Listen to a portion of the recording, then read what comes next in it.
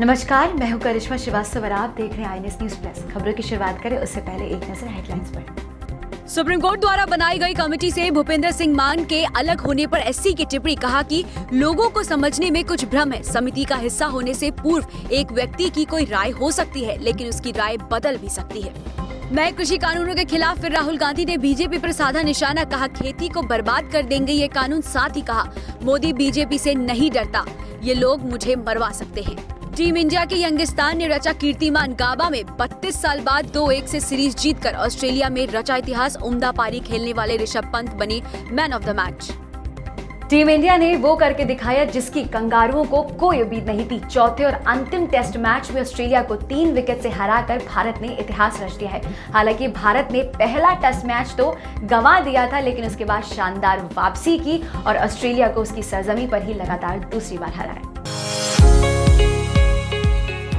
विराट कोहली की गैर मौजूदगी के बावजूद भारतीय क्रिकेट टीम ने अजिंक्य रहाणे की कप्तानी में इतिहास रच दिया है। ब्रिस्बेन में खेले गए चौथे टेस्ट में भारत ने ऑस्ट्रेलिया को 3 विकेट से धूल चटाते हुए टेस्ट सीरीज 2-1 से जीत ली है। भारत ने लगातार दूसरी बार ऑस्ट्रेलिया को उसके ही घर में टेस्ट सीरीज में पटखनी दी है। ऑस्ट्रेलिया ने टॉस जीतकर अपनी पहली पारी में 369 रन बनाए, जिसके बाद भारत पहली पारी में 336 रन बनाकर ऑल आउट हुआ। इसके बाद मोहम्मद सिराज और शार्दुल ठाकुर ने ऑस्ट्रेलिया की दूसरी पारी 294 रन पर खत्म की, जिसे टीम इंडिया को जीत के लिए 328 रन का टारगेट मिला। भारत के उभरते सितारे शुभमन गिल ने दमदार 91 रन ठोके। वहीं विकेटकीपर और धुरंधर बल्लेबाज ऋषभ पंत ने नाबाद 79 रन और चेतेश्वर पुजारा ने शानदार 56 रनों की दमदार पारियों की मदद से इस लक्ष्य को हासिल किया और ब्रिस्बेन में तिरंगा भी लहरा दिया। आपको ये भी बता दें कि ऑस्ट्रेलियाई टीम 1988 के बाद यानी 32 साल से गाबा के मैदान पर टेस्ट मैच नहीं हारी थी। बहरहाल इस जीत के साथ टीम इंडिया ने वेस्टइंडीज का 70 साल पुराना रिकॉर्ड ध्वस्त कर दिया है। इससे पहले वेस्टइंडीज ने गाबा के मैदान पर 1991 में सर्वोच्च लक्ष्य का पीछा करके जीत हासिल की थी। तब उसने 236 रन बनाए थे। ब्यूरो रिपोर्ट, खबर INS। गुजरात के सूरत में मंगलवार सुबह एक तेज रफ्तार ट्रक ने सड़क के किनारे सो रहे 20 मजदूरों के ऊपर ट्रक चला दी, जिसके बाद 14 लोगों की मौके पर ही मौत हो गई और इनमें एक बच्चा भी शामिल है। बाकी लोग घायल हो गए। बताया ये जा रहा है कि ट्रक एक गन्ने से भरे ट्रैक्टर से जाकर लड़ गई और फिर उसका बैलेंस बिगड़ गया और उसने फुटपाथ पर सो रहे लोगों पर गाड़ी चढ़ा दी। मंगलवार को गुजरात के सूरत जिले में ट्रक ने फुटपाथ पर सो रहे लोगों को कुचल दिया, जिसमें 14 लोगों की मौत हो गई। पुलिस का कहना है कि हादसे में मरने वाले सभी मजदूर हैं और राजस्थान के रहने वाले हैं। हादसे की जांच की जा रही है। पुलिस के मुताबिक ये दर्दनाक हादसा सूरत से करीब 60 किलोमीटर दूर कोसांबा गांव के पास हुआ। पुलिस ने बताया गन्ने से भरे एक ट्रैक्टर से टक्कर के बाद ट्रक चालक नियंत्रण खो बैठा और ट्रक ने फुटपाथ पर सो रहे लोगों को कुचल दिया, जिनमें एक बच्चा भी शामिल है। पुलिस के मुताबिक हादसा इतना दर्दनाक था कि 12 मजदूरों ने मौके पर ही दम तोड़ दिया, जबकि 2 की अस्पताल में मौत हो गई। मरने वालों में 7 पुरुष, 6 महिलाएं और एक बच्चा शामिल है। 6 लोगों का अभी भी इलाज चल रहा है, जिनकी हालत गंभीर बनी हुई है। ट्रक चालक और क्लीनर को भी काफी चोटें आई है। गुजरात के मुख्यमंत्री विजय रूपानी ने हादसे पर दुख व्यक्त किया है और पीड़ित परिवारों को 2-2 लाख रुपए का मुआवजा देने की घोषणा की है। ब्यूरो रिपोर्ट, खबर INS। राजधानी दिल्ली में हर साल 26 जनवरी की परेड के बाद 29 जनवरी की शाम को बीटिंग द रिट्रीट सेरेमनी का आयोजन किया जाता है। रायसीना रोड पर राष्ट्रपति भवन के सामने सेना के जवान इसका प्रदर्शन करते हैं। 4 दिनों तक चलने वाली गणतंत्र दिवस की समारोह का समापन बीटिंग द रिट्रीट के साथ ही होता है। देखिए पूरी रिपोर्ट। 29 जनवरी की शाम को होने वाली बीटिंग द रिट्रीट सेरेमनी की रिहर्सल शुरू हो चुकी है। एक दूसरे की धुनों पर ताल से ताल मिलाते तीनों सेना के जवानों का तालमेल देखते ही बनता है। बीटिंग द रिट्रीट को देखने के लिए काफी संख्या में लोग विजय चौक पर जमा होते हैं। हालांकि इस बार कोरोना के चलते शायद उतने लोग न जुटे। लोगों में जितना आकर्षण 26 जनवरी के समारोह को देखने को लेकर होता है, उतना ही बीटिंग द रिट्रीट कार्यक्रम को देखने का भी होता है। बीटिंग द रिट्रीट का आयोजन गणतंत्र दिवस समारोह की तीसरे दिन यानी कि 29 जनवरी की शाम को किया जाता है। ये 26 जनवरी को शुरू हुए समारोह के समाप्त होने का सूचक है। जिसमें चीफ गेस्ट राष्ट्रपति होते हैं। 26 जनवरी से 29 जनवरी के बीच राष्ट्रपति भवन समेत सभी सरकारी भवनों को रंग बिरंगी लाइटों से सजाया जाता है। इस आयोजन में तीनों सेनाएं एक साथ मिलकर सामूहिक बैंड का कार्यक्रम प्रस्तुत करती हैं और साथ ही परेड भी होती है। ब्यूरो रिपोर्ट, खबर INS। कांग्रेस नेता राहुल गांधी ने नए कृषि कानूनों के खिलाफ आंदोलनरत किसानों के समर्थन में एक बार फिर से ये बात दोहराई। उन्होंने कहा है कि वो किसानों के साथ खड़े रहेंगे और उन्होंने ये भी कहा है कि ये जो नए कृषि कानून है ये कृषि को खत्म कर देंगे। और साथ ही केंद्र सरकार पर निशाना साधते हुए राहुल गांधी ने कहा है कि वो मोदी से या किसी से नहीं डरते हैं। देखिए पूरी रिपोर्ट। कोरोना संकट, किसान आंदोलन के मसले पर विपक्ष लगातार केंद्र सरकार को घेर रहा है। वहीं एक बार फिर कांग्रेस के पूर्व अध्यक्ष राहुल गांधी ने किसान आंदोलन को लेकर सरकार पर हमला बोला। इस दौरान राहुल गांधी ने कहा कि तीनों कृषि कानून खेती को बर्बाद कर देंगे। मैं इनका विरोध करता रहूंगा। मैं JP नड्डा के सवालों का जवाब नहीं दूंगा, सिर्फ किसानों और देश के सवालों का जवाब दूंगा। ये क्या JP नड्डा मेरे प्रोफेसर हैं क्या कि मैं इनको जवाब देता जाऊं? ये कौन है ये? क्या ये हिंदुस्तान के प्रोफेसर हैं, टीचर हैं क्या? उनका क्यों जवाब दूं मैं? कौन होते हैं वो? मैं हिंदुस्तान का जवाब देता हूं, किसान का जवाब देता हूं। किसान मुझसे कोई भी सवाल पूछे जवाब दूंगा। और जहां तक एग्रीकल्चरल सिस्टम की रिफॉर्म की बात है, हाँ हमने रिफॉर्म की बात की है, मगर हमने एग्रीकल्चरल सिस्टम को डिस्ट्रॉय करने की बात नहीं की। हमारे किसी भी कानून में यह नहीं लिखा कि किसान जाकर कोर्ट में नहीं जा सकता। हमारे किसी भी कानून में यह नहीं लिखा कि मंडी को हम खत्म कर देंगे, नष्ट कर देंगे। हमारे किसी भी कानून में नहीं लिखा कि हम मतलब एक दो लोगों को पूरे हिंदुस्तान का अनाज स्टोर करने देंगे। कोई भी ऐसा कानून नहीं है। इतना ही नहीं, राहुल गांधी ने ये भी कहा कि पूरा देश खिलाफ हो जाए, मैं फिर भी सही के लिए लड़ता रहूंगा। मैं नरेंद्र मोदी या BJP से नहीं डरता हूँ। साथ ही ये भी आरोप लगाया कि ये लोग मुझे हाथ नहीं लगा सकते हैं, लेकिन गोली मरवा सकते हैं। मेरा कैरेक्टर है, मैं ना नरेंद्र मोदी से ना इन लोगों से डरता हूं। मुझे कोई फर्क नहीं पड़ता, ठीक है? मैं साफ सुथरा आदमी हूं, मुझे ये छू नहीं सकते। बात समझिए। हाँ, गोली से मार सकते हैं वो अलग बात है, मगर छू नहीं सकते। और मैं देशभक्त हूं, मैं अपने देश की रक्षा करता हूं, ठीक है? और मैं करता जाऊंगा। मैं अकेला खड़ा हो जाऊंगा, पूरा देश अलग से दूसरे साइड हो जाएगा, मगर मैं अकेला खड़ा होकर खड़ा हो जाऊंगा। मुझे कोई फर्क नहीं पड़ता, ये मेरा धर्म है। मैं उनसे भी ज्यादा फैनेटिक हूं, ठीक है? और यहां क्या हो रहा है, जिस चीज के लिए देश लड़ा था 70-80 साल पहले, वो फिर से हो रहा है। आज मेरी बात मत मानो, जब गुलाम बन जाओगे तो फिर मानना। मेरे लिए एक्सेप्टेबल है, मैं तो गुलाम नहीं हूं ना। बता दें कि दिल्ली की कई सीमाओं पर विरोध प्रदर्शन कर रहे किसानों के समर्थन में कांग्रेस पार्टी ने केंद्र सरकार द्वारा लाए गए कृषि कानूनों को निरस्त करने की मांग की है।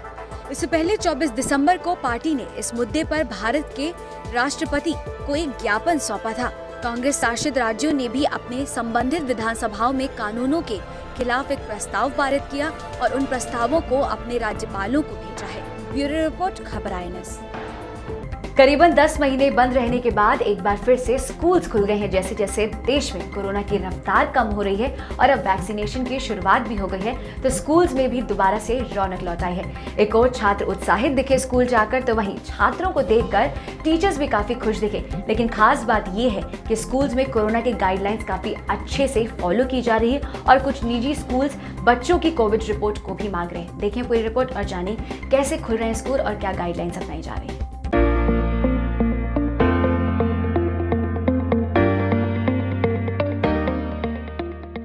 10 महीने से सूने पड़े स्कूलों में छात्रों के आने से फिर से रौनक लौट आई है। 10वीं और 12वीं कक्षा के लिए स्कूल खुले तो विद्यार्थियों से लेकर अभिभावकों, टीचर्स सभी के चेहरे खुशी से खिल उठे। टीचर्स बच्चों के स्वागत के लिए तैयार थे, तो वहीं छात्र भी वापस अपने अध्यापकों और दोस्तों से मिलकर काफी खुश नजर आए। लेकिन इतने महीने ऑनलाइन क्लासेस करने से और लंबे वक्त तक लॉकडाउन में रहने पर बच्चों के बिहेवियर में काफी बदलाव देखे गए। ऐसे में टीचर्स को खास ट्रेनिंग भी दी गई है। और एक खुशी इस बात की हो रही है कि अब बच्चे और टीचर्स का जो चॉक एंड टॉक जो एक्सरसाइज है वो अब प्रभावी ढंग से होगी, और जो बच्चों की इस तरह की प्रॉब्लम्स हैं जो बच्चे नहीं कर पा रहे थे घर पर, वो टीचर के साथ बैठ के करेंगे। क्या चैलेंजेस हैं आप लोगों के लिए फ्यूचर में? देखिए, जो ये 9 महीने में बच्चे घर पर रहे हैं, अब जो सबसे बड़ा चैलेंज है बच्चों के स्वभाव को लेकर के है कि जो बच्चों का स्वभाव बदला है उसको अब बहुत ही एक ऐसे टिप्स हमें यूज करने पड़ेंगे कि बच्चों के स्वभाव को वापस उसी मैनर्स में लाएं, क्योंकि जो स्कूल और बच्चे का संबंध था वो 9 महीने बहुत बड़ा गैप आया है, और उसको लेकर के टीचर्स को अलग से ट्रेनिंग दी गई है। उस ट्रेनिंग के आधार पर टीचर्स बच्चों से बात करेंगे।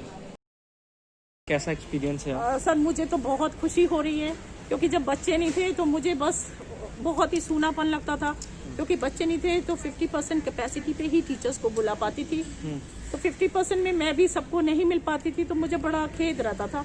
मैं चाहती थी कि सारे टीचर्स भी आएँ, बच्चे भी आएँ, और मैं काफ़ी बार सर से भी बोलती थी कि सर बच्चों को मैं क्या बुला लूँ, तो सर कहते थे कि अभी नहीं बुला पाएंगे मैडम। तो हम अपनी बात रखते थे सर से भी कि सर अगर बच्चे आ जाएंगे तो हम फेस टू फेस बच्चों से इंटरेक्ट कर पाएंगे, क्योंकि कुछ बच्चे गांव चले गए थे तो थोड़ा सा इशू यही आता था, नेटवर्क प्रॉब्लम होती थी उनको, जबकि टीचर्स ने बहुत मेहनत करी है। यहाँ पे ब्लैक बोर्ड पे भी क्लासेस लेती थी, फिर उसकी वीडियो बना के यूट्यूब पे डाल के और बच्चों को हम लोग पास करते रहते थे। लेकिन टीचर्स ने फिर भी बहुत मेहनत करी है, जबकि बहुत बुरा टाइम था कोरोना वायरस। उन्होंने मेरे साथ में पूरा मेरा बैकबोन बन के सर राशन भी वितरित करवाया, HRC भी था मेरे स्कूल में, वो भी बहुत बखूबी मेरी टीचर्स ने निभाया, क्योंकि उनके बगैर मैं अकेले काम नहीं कर सकती थी। मेरा जो सपोर्टिंग स्टाफ है उन्होंने भी मेरा बहुत साथ दिया। 10 महीने ऑनलाइन क्लास करने के बाद स्कूल पहुंचकर स्टूडेंट्स काफी उत्साहित थे। ज्यादातर छात्रों का कहना था कि ऑनलाइन क्लासेस हम कर तो रहे थे, लेकिन ऑनलाइन क्लासेस में कई बार काफी परेशानी होती थी। स्टूडेंट्स ने ये भी कहा कि क्लास में बैठकर टीचर्स से ब्लैक बोर्ड पर आमने सामने पढ़ाई करना, अपने डाउट्स क्लियर करना ज्यादा मजेदार है। बहुत अच्छा लग रहा है। ऑनलाइन क्लासेस होती थी आप लोगों की? हाँ, डेली होती थी। अच्छा, तो वो ज्यादा बेटर था या अभी ज्यादा बेटर है? वो भी बेटर था, बट ये ज्यादा बेटर है। क्यों, ऐसा क्यों लगता है आपको? वो ऑनलाइन थोड़ा इतने अच्छे से नहीं हो पाता था, टीचर्स को भी प्रॉब्लम होती थी, पूरा ब्लैक बोर्ड नहीं हो पाता था, लेकिन यहाँ पे बोर्ड भी है, हर चीज़ की है, तो इसलिए अच्छा लगता है। क्योंकि ऑनलाइन पढ़ाई में भी मैम ने बहुत अच्छे से कवर करवाया सिलेबस, और अब तो ऑफलाइन क्लास हो गई तो और ये भी अच्छा है, अब हम अपने डाउट्स पूछ सकते हैं मैम से, इसलिए मुझे अच्छा लगा। ऑनलाइन क्लासेस में पूछ सकते थे आप डाउट्स? ऑनलाइन क्लास में पूछ सकते थे, पर इतने अच्छे तरीके से नहीं, क्योंकि फ़ोन में मतलब एक बच्चे एक साथ सब बच्चे नहीं पूछ सकते हैं, इसलिए मुझे ऑफलाइन भी नया काइंड ऑफ एक्सपीरियंस है। 1 साल बाद coming back to the school बहुत ही अच्छा है। एंड वीबीपी मैनेजमेंट जो बहुत ही ज़्यादा प्रिकॉशंस ले रहा है, हर पॉसिबल प्रिकॉशन ले रहा है हम लोगों की सेफ्टी के लिए। It was a good experience in online as well, but there were many issues, network issues, and we were not able to interact properly with our teachers. हम बहुत थोड़ा सा hesitation भी होता था, but now हम interact कर पा रहे हैं, थोड़ा अच्छा लग रहा है, यहाँ पर आकर अच्छे से समझ आ रहा है, एंड हम लोगों को एक्चुअली हैबिट भी यहीं की थी, so I like coming back to the school. School खुलने के बाद स्कूलों में छात्रों के लिए पर्याप्त इंतजाम भी नजर आए। स्कूलों में एंट्री से पहले बच्चों का टेम्परेचर चेक किया गया, उसके बाद ही बच्चों को अंदर आने दिया गया। एक क्लास में छात्रों की संख्या भी काफी सीमित रखी गई। ऐसे में टीचर्स के लिए एक बड़ी चुनौती भी है, और वो ये कि कोरोना का खतरा अभी पूरी तरह से खत्म नहीं हुआ है। ऐसे में सभी छात्र स्कूल नहीं आ रहे हैं, तो स्कूल टीचर्स को ऑनलाइन के साथ साथ ऑफलाइन भी दोनों तरीके से बच्चों को पढ़ाई करानी होगी। सीबीएसई बोर्ड की परीक्षाओं को देखते हुए 10वीं और 12वीं क्लास के बच्चों के लिए दिल्ली सरकार ने स्कूल खोल दिए हैं। फिलहाल स्कूल में बच्चों की संख्या कम है, लेकिन स्कूल प्रशासन का कहना है कि अभिभावकों को जैसे भरोसा होगा वैसे ही इन संख्याओं में बढ़ोतरी होगी। स्कूल के टीचरों की माने तो ऑफलाइन क्लासेज भी वो ले रहे हैं, साथ ही इन्हीं ऑफलाइन क्लासेस के ज़रिए जो है वीडियो बनाकर ऑनलाइन क्लासेस में भी अन्य बच्चों की मदद हो रही है, और साथ ही सेम सिलेबस भी पढ़ाया जा रहा है। बच्चे फ़िलहाल बेहद खुश हैं, क्योंकि जिस तरह से बोर्ड की परीक्षा को उनकी टेंशन थी वो अब थोड़ी उसमें राहत है, क्योंकि बच्चों का कहना है कि ऑनलाइन क्लासेस में काफ़ी सारी ऐसी क्वेरी थी जो हम पूछ ही नहीं पाते थे, लेकिन फ़िलहाल ऑफलाइन क्लासेस शुरुआत हो गई है, तो अब हम जो भी सवाल होगा वो फिज़िकली पूछ सकते हैं। Mohammad Shoaib, INS TV, Delhi. Corona virus का कहर देश में दिन प्रतिदिन कम होता नजर आ रहा है और 7 महीने में ऐसा पहली बार हुआ है कि पिछले 24 घंटे में 10,000 मामले सामने आए हों। पिछले 24 घंटे में 10,064 नए मामले सामने आए हैं और 17,000 से ज्यादा लोग इस बीमारी से उबरे भी हैं। देखिए पूरी रिपोर्ट और जाने क्या है कोरोना का हाल भारत में।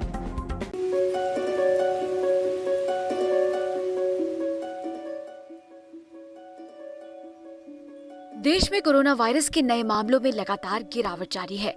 बीते 7 महीनों में ऐसा पहली बार हुआ है जब 24 घंटों के दौरान 10,000 मामले ही सामने आए हैं। भारत में तेजी से कम हो रहे कोरोना के मामले राहत के संकेत दे रहे हैं। स्वास्थ्य मंत्रालय के मंगलवार सुबह जारी किए गए आंकड़ों के हिसाब से देश में बीते 24 घंटों में 10,064 नए केसेस दर्ज किए गए हैं, जबकि इस दौरान 17,411 मरीज पूरी तरह से ठीक हो गए हैं।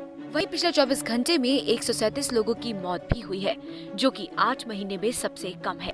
देश में संक्रमितों का कुल आंकड़ा 1,05,81,837 पहुंच गया है। इनमें से 1,02,28,753 मरीज ठीक हो चुके हैं। अब तक महामारी की वजह से 1,52,556 लोगों की जान भी जा चुकी है। आपको बता दें कि भारत में पिछले साल 6 जून को पहली बार 10,000 से ज्यादा दैनिक मामले सामने आए थे और उसके बाद दिन ब दिन रोजाना मामलों में इजाफा होने लगा और दैनिक मामलों का आंकड़ा 1 लाख के करीब दर्ज होने लगा। देश में पिछले 12 दिनों से रोजाना 20,000 से कम मामले दर्ज हो रहे हैं। वहीं मौतों का आंकड़ा पिछले 25 दिनों से 300 से कम दर्ज हो रहा है। देश भर में कोरोना वैक्सीनेशन का अभियान चलाया जा रहा है। वैक्सीनेशन का 18 जनवरी 2021 को तीसरा दिन था। स्वास्थ्य मंत्रालय के मुताबिक 18 जनवरी को कुल 1,48,266 लोगों को कोरोना वैक्सीन की पहली डोज दी गई। साइड इफेक्ट के मामलों पर चर्चा करते हुए मंत्रालय की तरफ से बताया गया कि अब तक कुल 580 ऐसे मामले सामने आए हैं, जिनमें से 7 को अस्पताल में भर्ती किया गया है और साथ ही उत्तर प्रदेश और कर्नाटक में मौत के 2 मामले सामने आए हैं। स्वास्थ्य मंत्रालय के मुताबिक दोनों ही मौतों का संबंध कोरोना वैक्सीन से नहीं है। ब्यूरो रिपोर्ट, खबर INS। आज के INS न्यूज प्लस बुलेटिन में इतना ही। इजाजत दीजिए, नमस्कार।